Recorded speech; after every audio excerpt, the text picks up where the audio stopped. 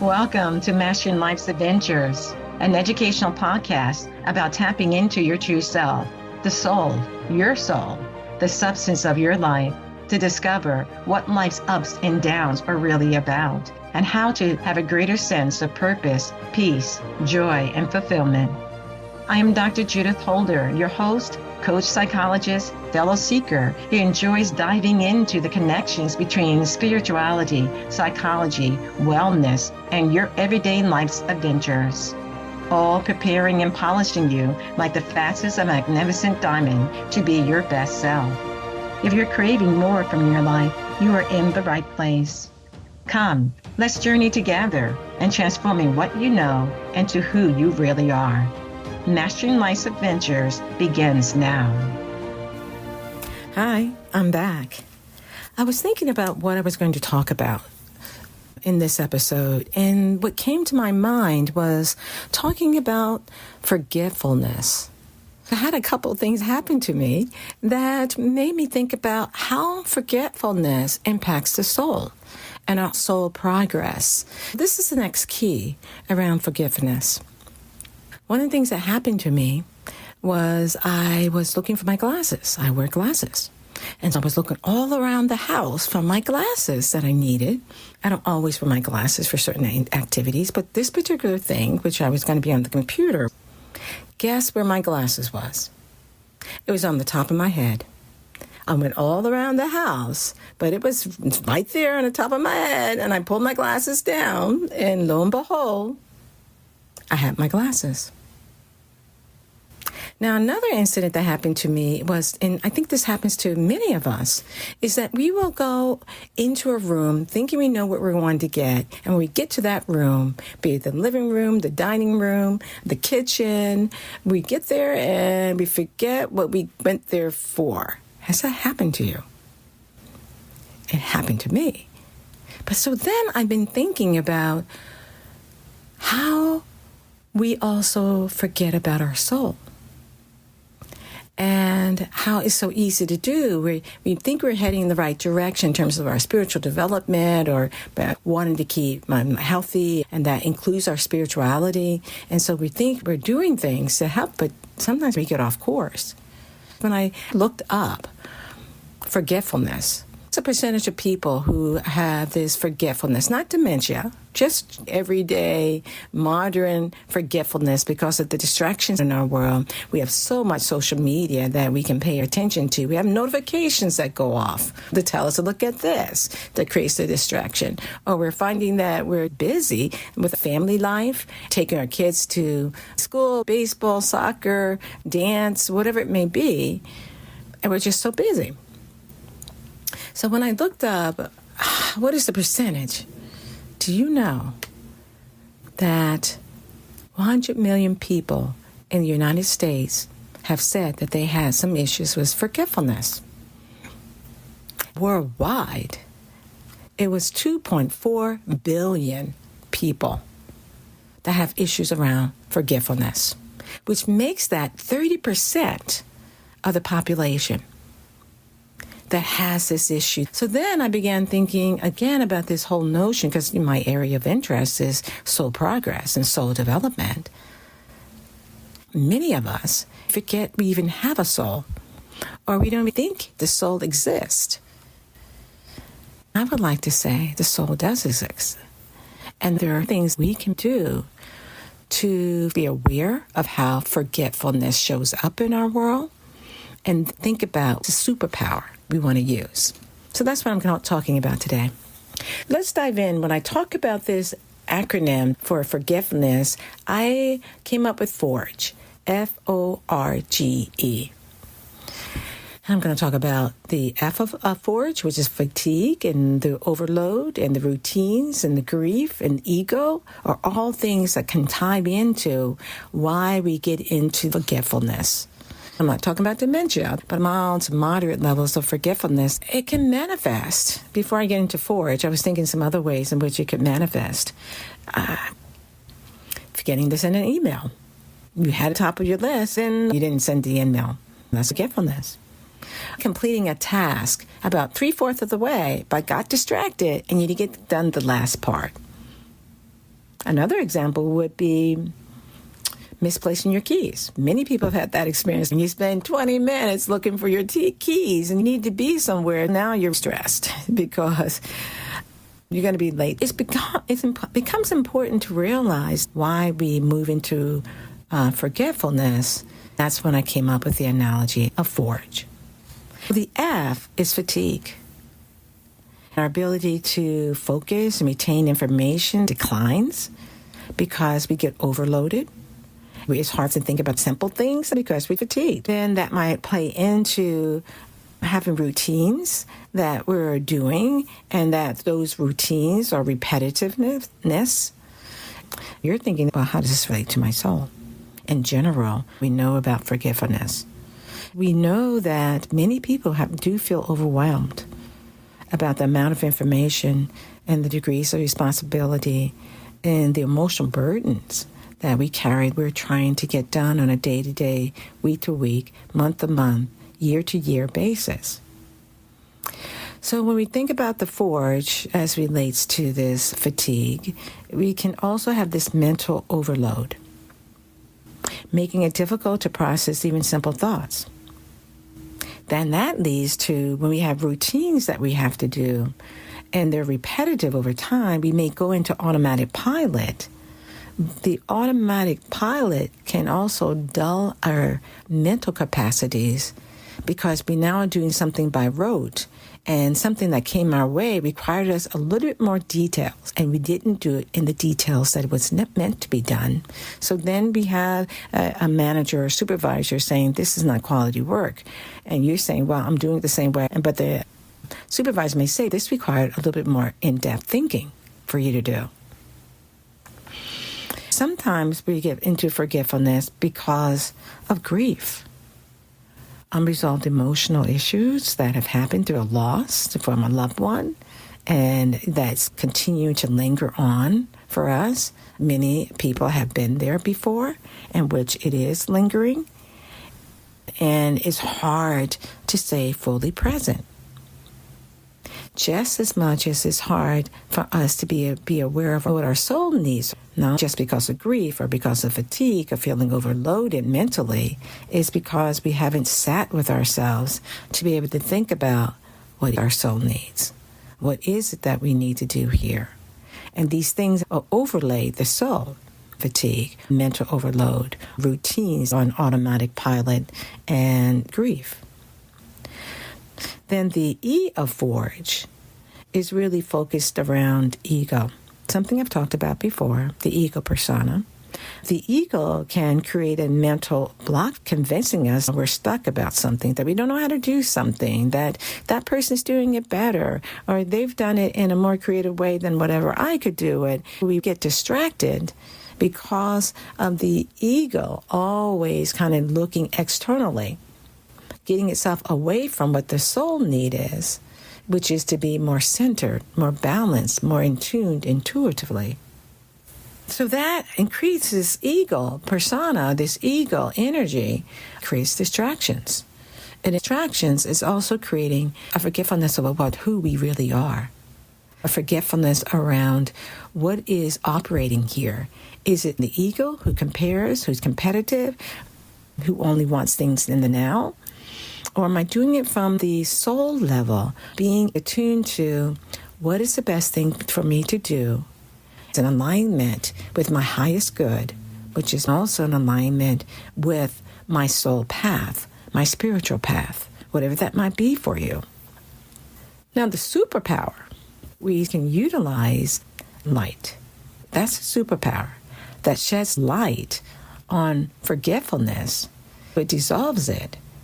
And we're able to come back in alignment to the goodness of who we are, the greatness of who we are, the soul-centeredness of who we are.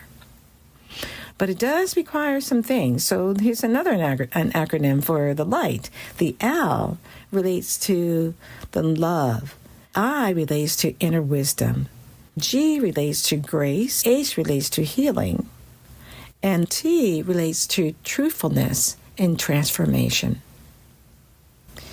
I'm going to break these things down because it all comes back to a quality of lightness that we need to help us with this dense energy of forgetfulness. And consider these qualities in terms of light as tools to break through the forgetfulness and mental fatigue, reset, and revitalize our mind, heart, and way of being. Let's begin with love, which is for that L of light. Love is more than the feeling. It's a mental reset that we have to do. When you're feeling mentally fatigued or overwhelmed or forgetful, love acts as a recharge and your mind releases oxytocin, known as the love hormone. The love hormone is released when we experience feelings of love, of joy, of gratitude. And whether from some type of activity we're doing ourselves or from other individuals, it really helps us move out of forgetfulness because of the release of oxytocin. And what the hormone does, it balances the brain, reduces anxiety, and boosts focus. What we are needing when we have a forgetfulness is mental clarity. And the ways in which we can do that is reduce the activity of the amygdala. Some activities may create fear within us. Fear is a stress response where the amygdala is activated and it may get into the hijack. And I know many of you have heard about the fight, the flight, the freeze, and also the appease that can go on in creating within our bodies. When we have the feeling of love, the brain focuses more effectively on tasks and improves our memory and ability to retain information. Love helps you move from the fatigue aspect that can create forgetfulness and move into feeling more energized, be willing to deal with new challenges that confront us. The ways in which you can make that shift is do a hobby that you really like, or get into reading, fiction, nonfiction, whatever it may be. Some people like reading the Bible, something inspirational that helps to change the chemistry of our brain. Will inadvertently help us with not being so forgetful. We have to be really intentional about what we need to do to connect with our soul's desire to be awake, alive, and engaged. If there's fatigue, it's hard to stay awake, alive, and engaged. Now, some people go for swimming. Other people go for meditation. Some people sing. Whatever it may be, in order to release some of the oxytocin, is going to be helpful for you to refresh, revitalize the body, for you to feel like a reset, because you're learning to love in a greater way in the midst of difficulties. When we do that, it resets the emotional state, helping us stay focused and energized.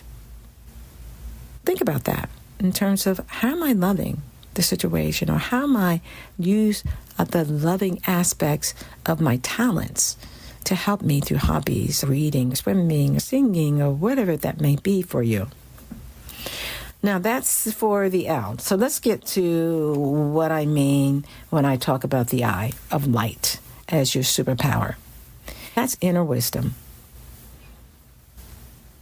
Having to juggle so many different things at once and trying not to forget details of our job or a list our partner gave us from the grocery store.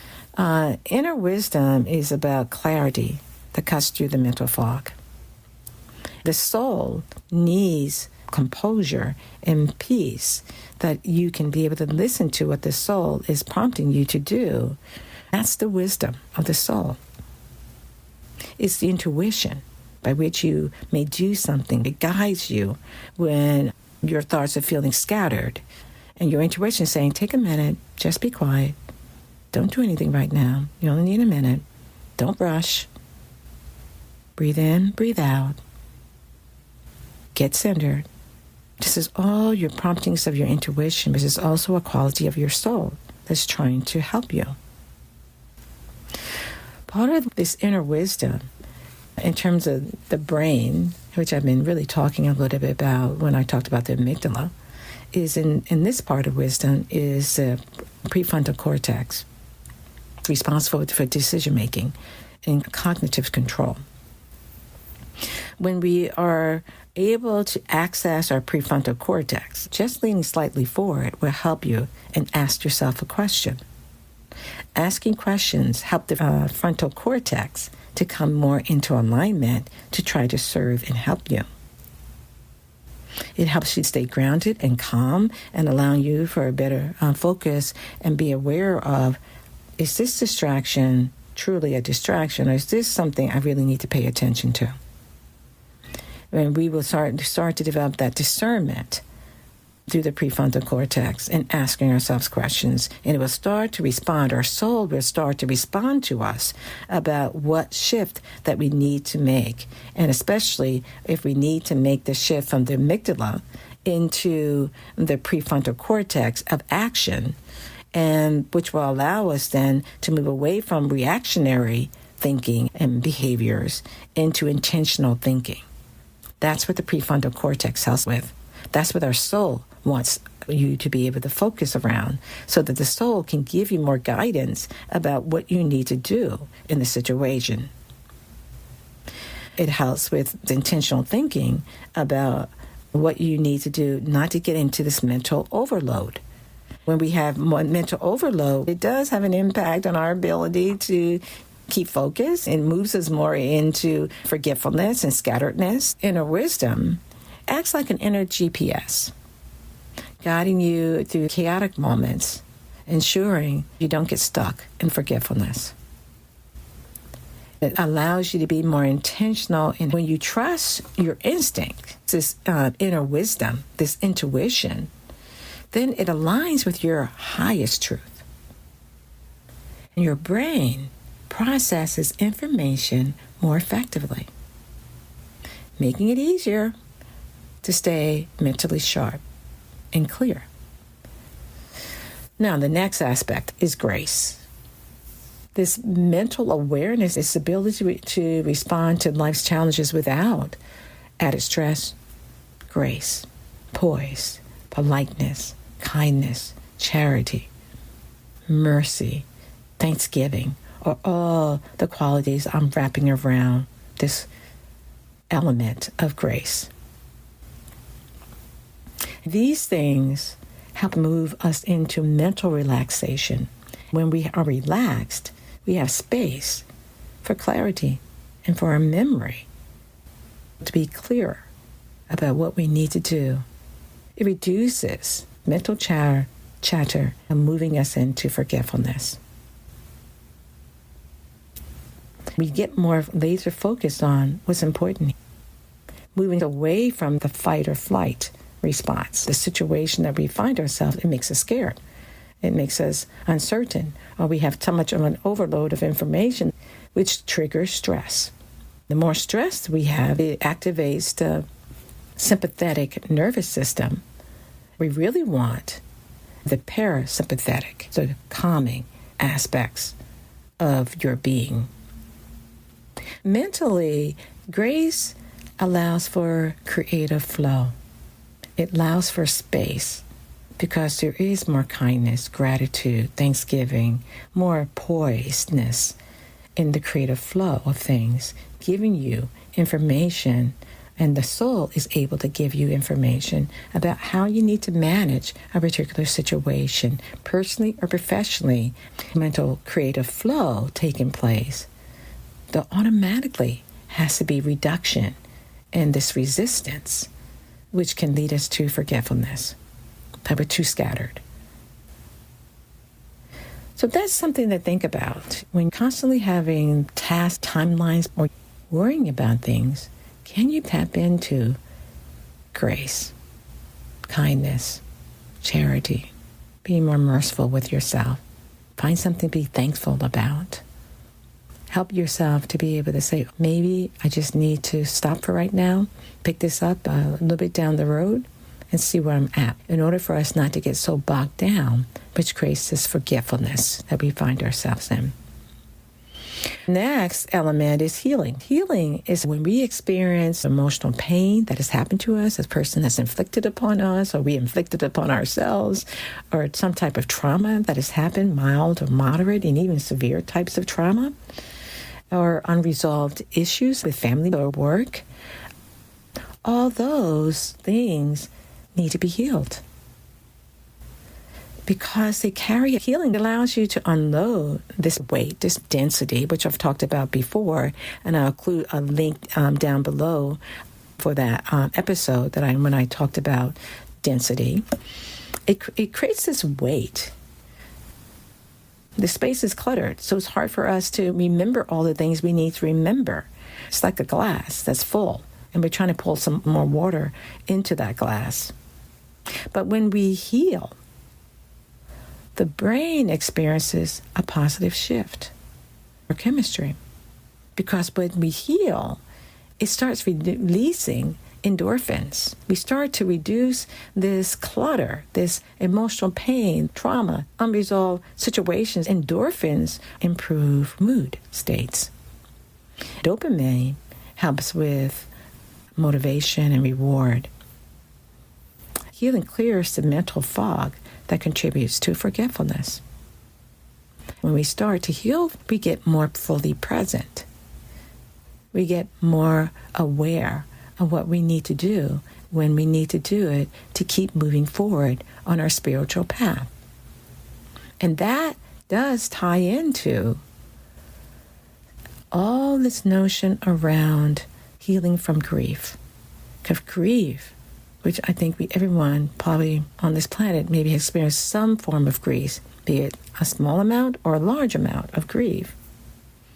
With grief, there is this negative emotions that can cloud your thinking, can create this fog. That is not being as focused as we would want to be. So by processing and releasing the emotions, it allows us not to be so distracted. And when we are laser focused, the fog decreases and clarity increases. The soul wants us to have clarity, because the soul is always wanting to guide, help, and direct us under the auspices of our Christ self, who wants us to be kind, considerate, helpful, thoughtful, aware, attuned in the creativity of living life. So when we move through this light type of acronym, it moves us towards a calm confidence, because we've had the healing. We're more gracious to ourselves. We are aware of the inner wisdom that is trying to guide and direct us. And we're loving who we are. We're accepting who we are. Yeah, we're not always going to do it right, but we can say, I'm doing my best. I let go of the rest. I learn, I grow, I keep moving. The final element to this quality of light is truthfulness, which leads to transformation. We need to shift our mental mindset. We need to break free of some of the things we tell ourselves that are not true, that we're stupid, or we're this, we're that. It's not true. The essence of who you are is made in the image of God. The essence of who you are cannot be stupid, because God isn't stupid. We can engage in appropriate thoughts, feelings, words, or deeds. Those need to be corrected. But the essence of who we are, it's not anything that's negative. And what ultimately our soul and what God wants is that we grow from our experiences. But what happens sometimes is the ego gets stuck, and it gets driven, kind of gets into this driven mental loop of worrying about the future, ruminating about the past, or doubting our capabilities. And when it gets into that pattern, we have to be the ones to say, oops, nope, that's not true. And when we can be able to say that, then we are willing to look at the limiting beliefs we have about ourselves. step into a more empowered way of thinking about what is true. What is it that I want? How may I utilize my talents? What is my soul asking of me right now? How do I get in tune to my soul needs? And ask for the Creator to show you the truth, to set you free from all those things that are not in keeping with God's plan for you. When we move towards truthfulness in our thinking, or this transformational way of being, it activates neuroplasticity, the brain's ability to reorganize and create new, healthier thought patterns. And that's what the soul wants more of. Healthier thought patterns. So when we have this rewiring of the brain, that then moves us into promoting more clarity, creativity, and emotional resilience. When we focus on moving away from the ego and moving into what is true, what is love, what is the inner peace in ourselves, what is it that we need to let go of, the healing to take place within ourselves. We create space for inner wisdom to flow, for us to make the right response at the right time. Now that we explored light, which is love, inner wisdom, grace, healing, truthfulness, and which leads to transformation, it fuels your mind and breaks through this cycle of forge, which we talked about earlier. And that forge is all the qualities of forgetfulness. In forgetfulness, we cannot be attuned to our soul promptings, our soul direction. This becomes this light elements that I've talked about to help with the forging away from forgetfulness. May sound like it's just an abstract concept, but it really is a powerful forces that allows you to reset your mental awareness about yourself, overcome the overload that happens with the fastness of technology and the fastness by which we're expected to get things done, and all that it happens with the notifications, emails, and the social media types of apps on your phone, for example. And it's by taking the moment and reflect and think about the elements of light that we move ourselves up the road to a higher awareness of our soul's needs and out of the realm of being forgetful. Each small step can ignite our ability through light for greater mental clarity, fuel our focus and make sure it is our focus of what we want to try to accomplish that particular day, and embraces the energy of transformation to being truthful and honest with ourselves and asking ourselves, what do I need? How do I need it? When do I need it? You're asking that to your soul, to your spiritual inner self, to guide, direct, and aid you each and every day. Something to think about. Bye for now. Thank you for joining me for this episode on Mastering Life's Adventures, being your best self through soul evolution. If you have enjoyed what you've heard today, I would be delighted if you would share this episode with others, leave a thumbs up, and subscribe to my Mastering Life's Adventures podcast. Look forward to your joining the next episode. Please leave any comments or suggestions you might have below. Bye for now.